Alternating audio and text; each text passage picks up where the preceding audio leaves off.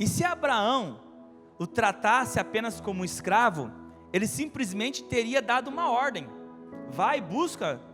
Mas não, ele falou assim: vem aqui. Ao pedir um juramento, o pai da fé o tratou de forma diferenciada. O padrão de sermos servos, escravos, por amor, se estende à nova aliança e é encontrado nos ensinos dos apóstolos, que também queria trazer esses exemplos para vocês. Lá em Romanos 8,36, nos ensina o seguinte: como está escrito, por amor de ti, enfrentamos a morte, todos os dias, somos considerados como ovelhas, destinados ao matadouro. Então podemos trazer o exemplo dos discípulos.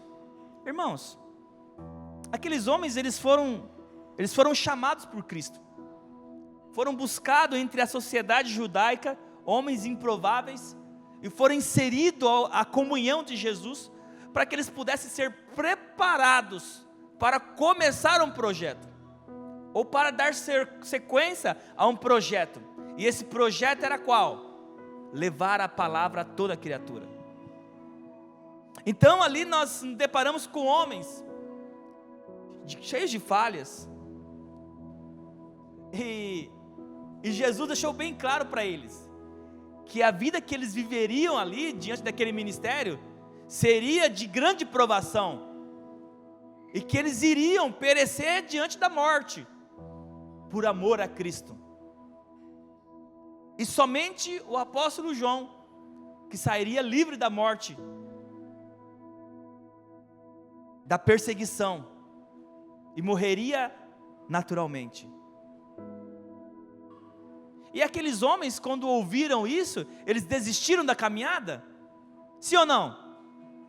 Desistiu, igreja? Aqueles discípulos, quando eles souberam que eles iriam morrer, eles desistiram da caminhada? Não. Eles continuou servindo o seu Senhor.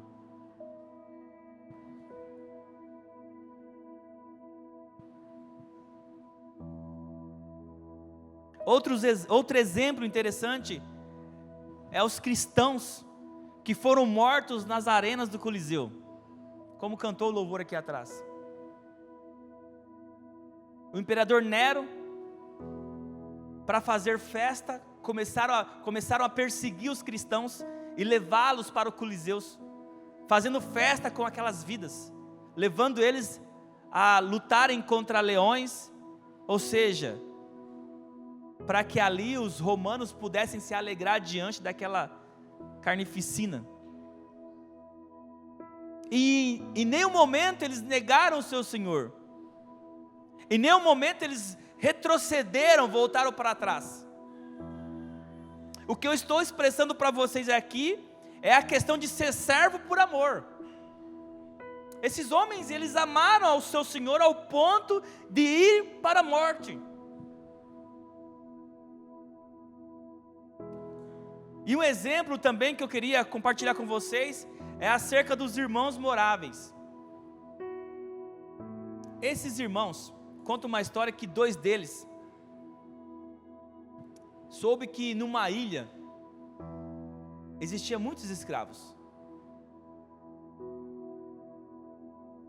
E era impossível entrar o evangelho nessa ilha. Aqueles homens, aqueles 2 rapazes, eles venderam suas posses, eles venderam aquilo que eles tinham, e eles se venderam como escravos. Eles largaram tudo aquilo que tinham nas suas vidas.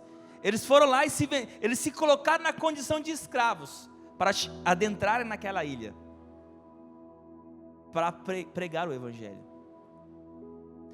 O que me chama a atenção, irmãos, é que eles se tornaram escravos de homens para cumprir aquilo que o Senhor os chamou para cumprir. Eles eram escravos por amor. Amor em cumprir o propósito do Senhor. Assim como os discípulos, assim como aqueles cristãos nas arenas do Coliseu. Lá em Deuteronômio, abre comigo, capítulo 15.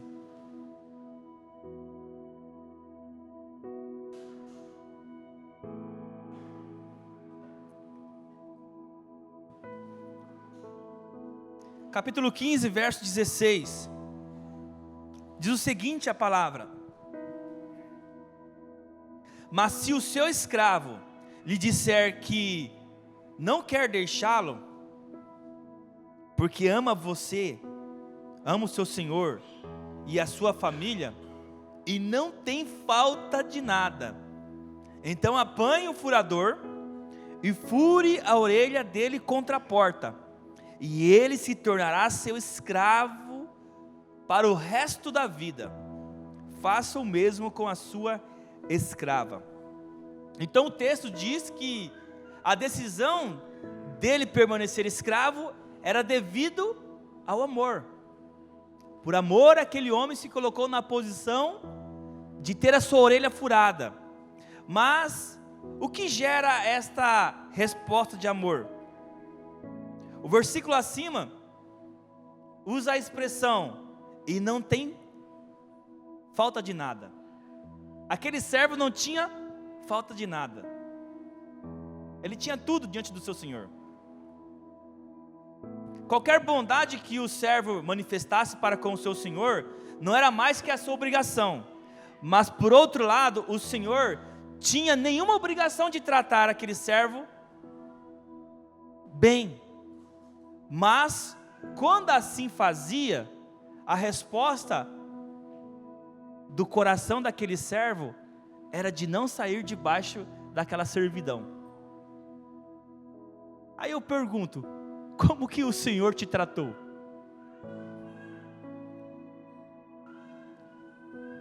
Esse servo, ele queria continuar servindo o seu Senhor para sempre, porque ele era tratado muito bem. E não tinha falta de nada.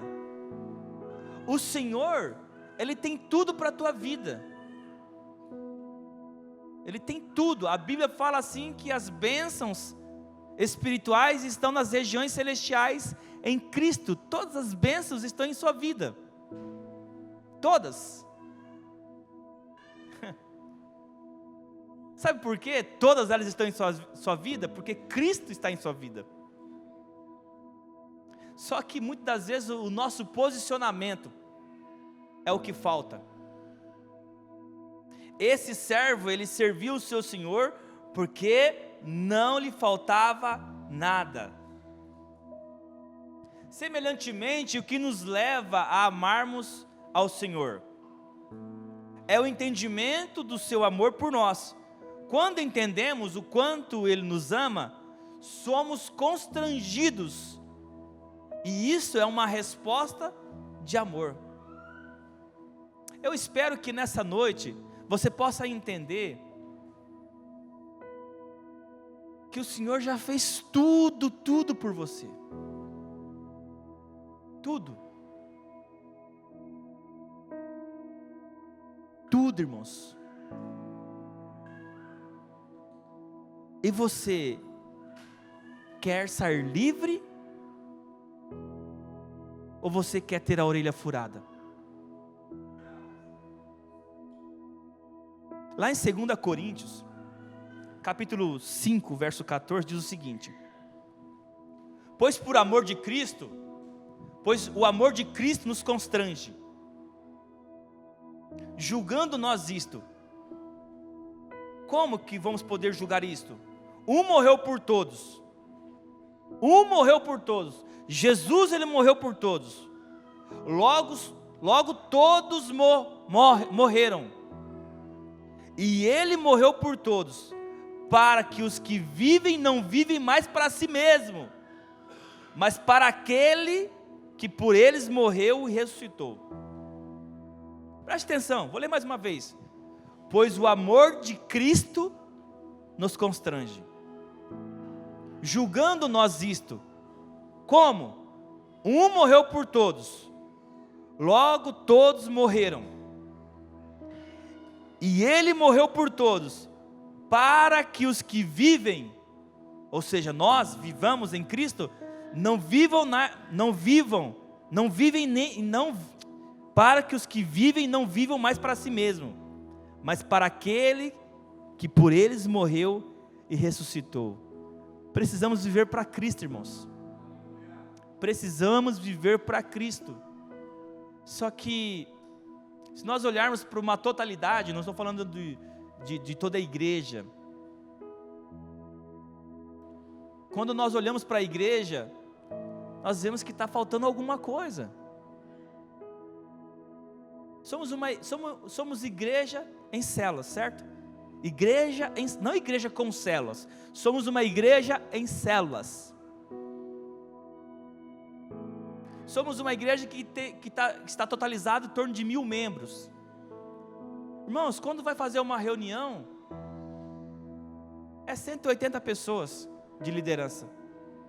Quando vai fazer a inscrição para o EPL, é 180 pessoas. Uma igreja de 1000 membros tem 180 pessoas liderando.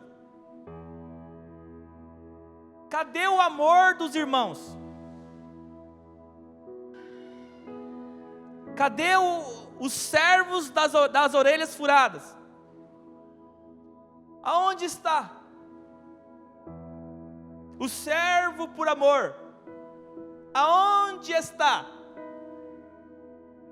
Essa palavra mexeu muito comigo, porque ela falou comigo mesmo. Ao que ponto, pastor? Ao ponto de entender que as minhas vontades sempre vai me distanciar da vontade do Senhor.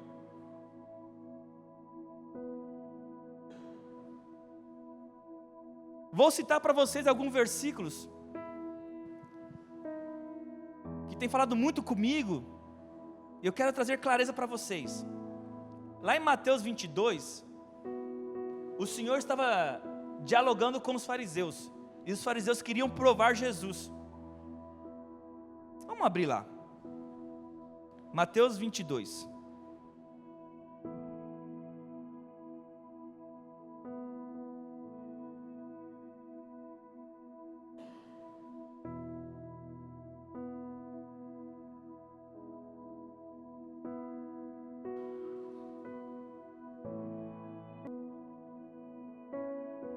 22:36.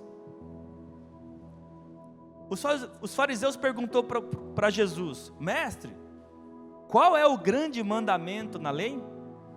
E Jesus disse-lhe: amarás o teu Senhor, o teu Deus, de todo o teu coração, e de toda a tua alma, e de todo o teu pensamento. Este é o primeiro e grande mandamento. O segundo é semelhante a este: amarás o teu próximo como a ti mesmo. Essa palavra ela foi direcionada àqueles homens que estavam colocando Jesus à prova, aos fariseus. Só que se nós formos para o livro de João, nós percebemos que o Senhor ele está falando com os discípulos. Era outra mesa. Abra comigo lá, em João capítulo 13, verso 34. Aí nós vamos ver a diferença entre um versículo e outro versículo.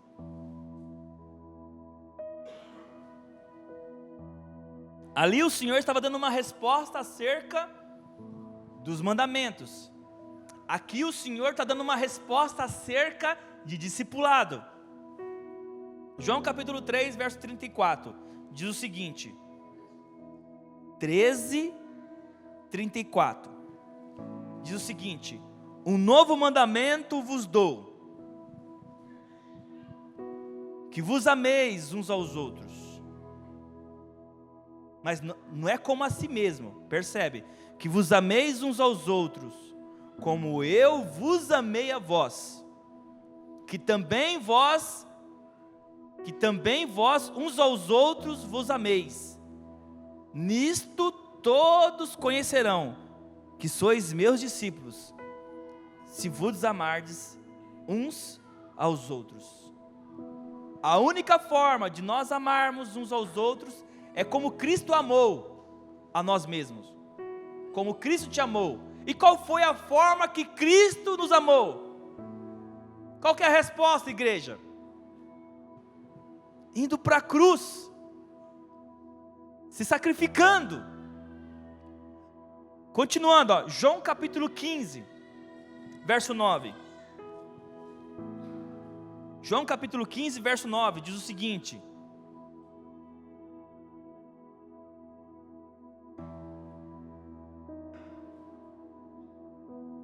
como o Pai me amou, também eu vos amei a vós, permanecei no meu amor. Se guardardes os meus mandamentos, permanecerei no meu amor. Do mesmo modo eu tenho guardado os mandamentos de meu Pai, e permaneço no seu amor. Tenho-vos dito isso para que o meu gozo, a minha alegria, mas o que para mim era lucro, isto eu considerei perda por causa de Cristo. Sim, na verdade considero tudo como perda, por causa da sublimidade do conhecimento de Cristo Jesus, meu Senhor, por amor do qual eu perdi todas as coisas, e a considero como refúgio, como escória, ou em outras traduções, esterco, para ganhar Cristo. Atente para essa frase: por amor do qual perdi todas as coisas. O apóstolo Paulo, ele perdeu tudo por amor ao seu Senhor, e o seu Senhor o chamou. Saulo, por que me persegues? Ele estava perseguindo quem? A igreja. Aquilo que era um destruidor de igrejas, foi o homem que abriu muitas igrejas, avançou no reino, e hoje temos o evangelho por meio dessa palavra, até os confins da terra. E para finalizarmos, Atos capítulo 20. Porém, em nada considero a vida preciosa para mim. Em nada considero a vida preciosa para mim mesmo, contanto que complete a minha carreira e o ministério que recebi do Senhor, para testemunhar o evangelho da graça de Deus.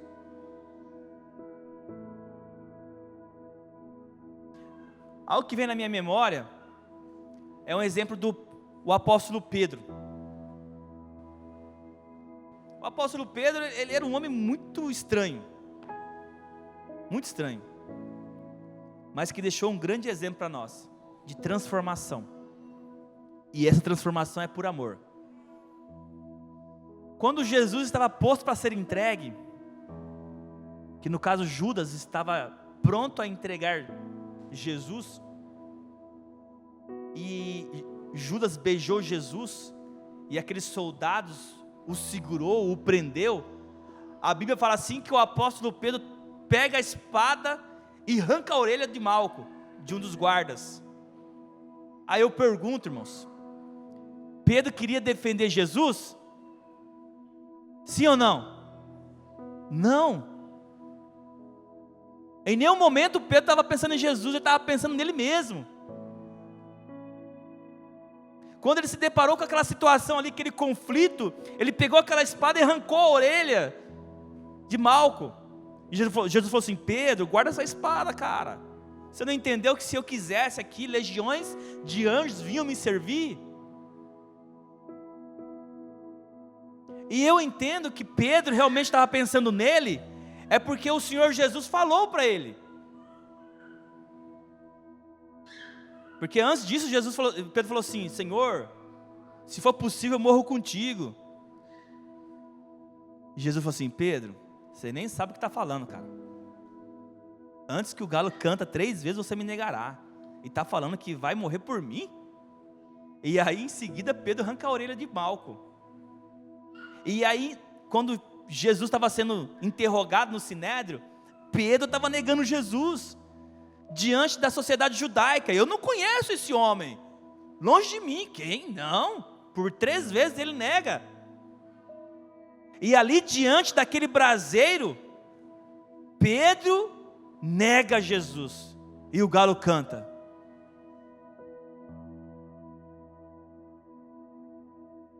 E passa todo aquele processo, irmão. Jesus morre, ele se entrega, está tudo consumado, ele ressuscita.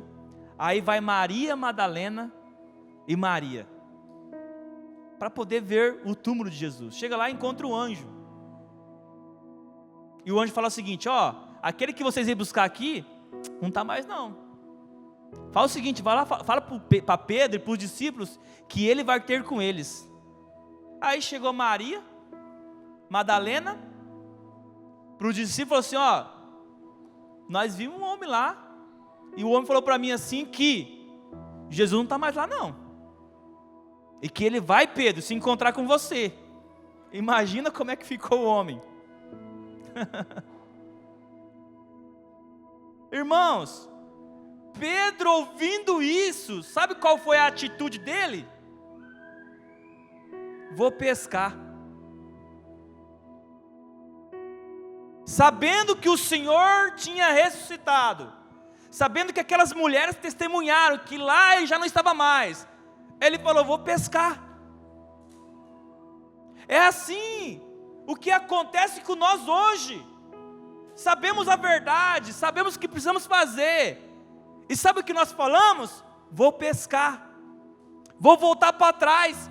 Pelo amor de Deus, desperta, igreja. Está na hora de avançar. A Bíblia nos ensina que os sinais comprovam que o rei está voltando.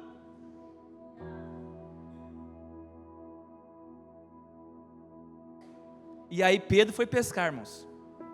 E o duro que levou todos os discípulos junto também. Foram tudo influenciados por Pedro. E estavam eles pescando lá. E aí vem Jesus na beira da praia e grita: ei, eu estou com fome. Vocês não tem um peixe aí para me comer não? Aí os caras falam assim: não, pescamos a noite inteira, não pegamos nada. Aí ele fala assim: ó, lança a rede.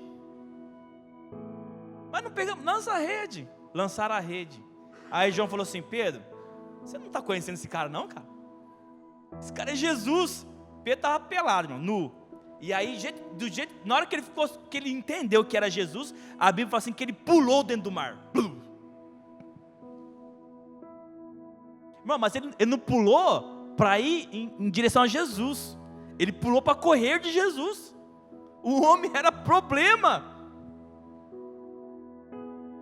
E aí a Bíblia fala assim, que eles pescaram 153 peixes grandes. Só que quando o barco chega até a praia, e Pedro junto também, a Bíblia fala assim, que estava posto um braseiro com peixes. Irmãos, vocês sabem o que Jesus queria fazer com Pedro? É o seguinte: Pedro, por mais que você me negou, Pedro, eu te amo. Por mais que você foi falho comigo, eu não falho com você. Por mais que você fugiu de mim quando você pulou nas águas, eu não fujo de você, eu vou atrás de você. Simplesmente Jesus queria curar Pedro e entender e trazer entendimento que ele seria a base da igreja.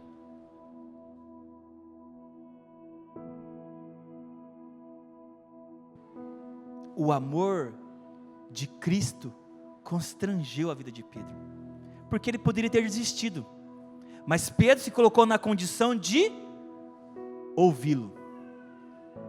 Pedro, tu me amas? Sim, Senhor. Então vai, apacenta as minhas ovelhas. Aí mais uma vez Jesus frisa: Pedro, tu me amas? Estava ficando estranho, né? Aí ele falou assim: sim, Senhor, eu te amo. Então vai, apacenta as minhas ovelhas. Aí mais uma vez o Senhor Jesus frisa: Pedro, tu me amas? Aí ele falou assim: Senhor, o senhor já sabe que eu te amo. Jesus queria trazer a ele a compreensão de que o amor que ele tinha por Cristo não era o suficiente, porque o amor que Cristo tinha por ele era ágape. Só que ao mesmo tempo, Cristo queria trazer a intenção na mente de Pedro, que por mais que ele negou por 3 vezes, o amor de Cristo jamais o negaria. Assim é conosco, irmãos. Queria chamar o louvor aqui. O Senhor jamais vai te negar. Jamais Ele vai negar quem você é. Você é filho, você é amado, você é escolhido.